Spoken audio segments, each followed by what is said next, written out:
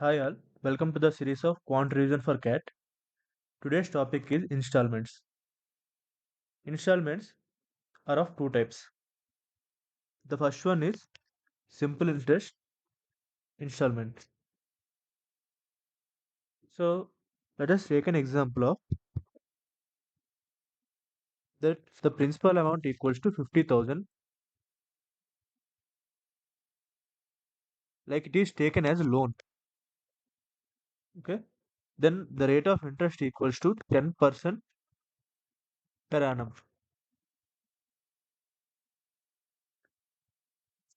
Given that first installment equals to 20,000, like it is paid at the end of first year. Second installment equals to 20,000 and it is paid at the end of second year. You have to find the third installment which will be paid at the end of third year. Like how to this? Let's discuss here. Given that 50,000 is the principal interest. So for the first in year one it is 50%. End interest is the interest at the end of that year.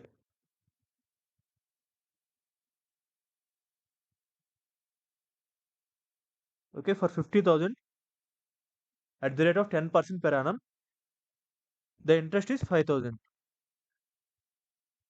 And after that, uh, at the end of first year, 20,000 first installment is paid as given in the question. 20,000 installment after the first year is paid. So the principal amount or the remaining loan amount for the is 30K. For year 2 is 30K. And the rate of at the rate of 10%, the end interest is 3K. So after that, after year 2, 20,000 is again paid. So our principal becomes 10,000 for year 3. At the rate of 10% per annum, the end interest is 1K. So here the installment is 20K for first year, 20K for second year. What will be the installment uh, for the third year? So here in the third installment, you have the loan of 10K. After that, the interest of all these 3 years, which is 9K, this is equals to the third installment, which is 19K.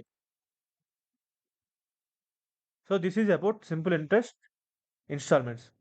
There is nothing more about this concept regarding simple interest installments. So now let's discuss about compound interest installments.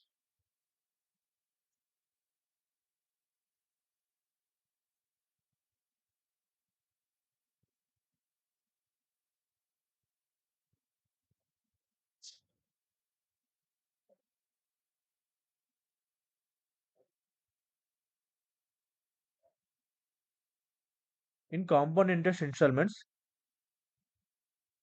since the amount is compounded annually, we cannot simply do it like the simple interest installment.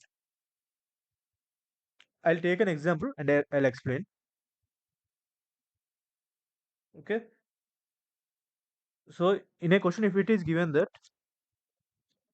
the principal amount is 20,000 and it is being compounded at the rate of 10% per annum.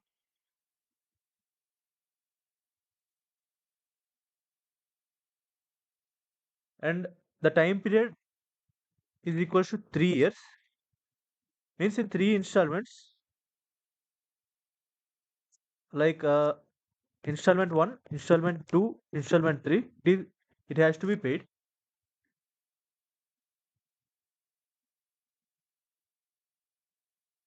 So how are we going to do? I'll explain it.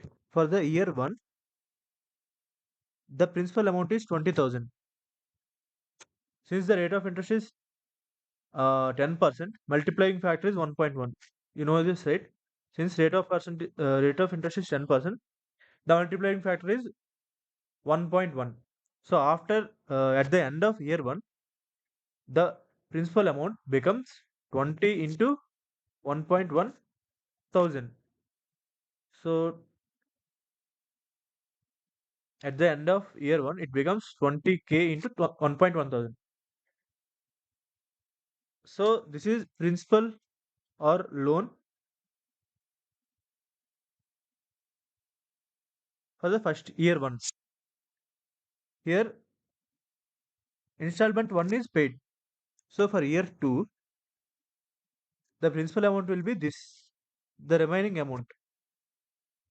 So 20k into 1.1 minus I1. This is the principal amount. And at the rate of 10%, it becomes 20k into 1.1 minus installment 1 into 1.1, and installment 2 is paid. Okay. So the remaining amount becomes loan for year 3, or the principal for year 3. So this uh, the 20k into 1.1 minus I1 into 1.1 minus I2 becomes principal of year 3, and at the rate of 10%, similarly you have to do this. And what happens, what's left here is, let's look at what will be left here at the end of 3 years. So since 20k into 1.1 minus I1 into 1.1 minus I2 into 1.1 minus installment 3. So here the remaining amount should be 0, right? Since we are going to pay it in 3 installments, it has to be equal to 0. That implies this amount is equal to 0. So this is the normal or general process for compound interest installments. There are some shortcuts, but if you are remembering the shortcut, it will be clumsy. So it is simple and easy to do this in this particular way, like finding the amount after 1 year and removing the installment of first year, and finding the from the remaining amount, finding the amount after 2 years and removing the installment of second year. So if in question it is given that it is paid in three equal installments, then I1 equals to I2 equals to I3.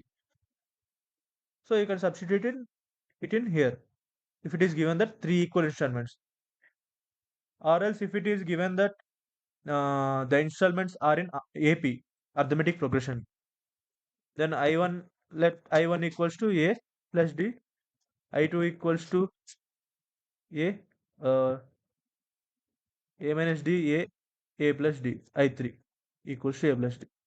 So you can substitute this here and find A and D according to the question.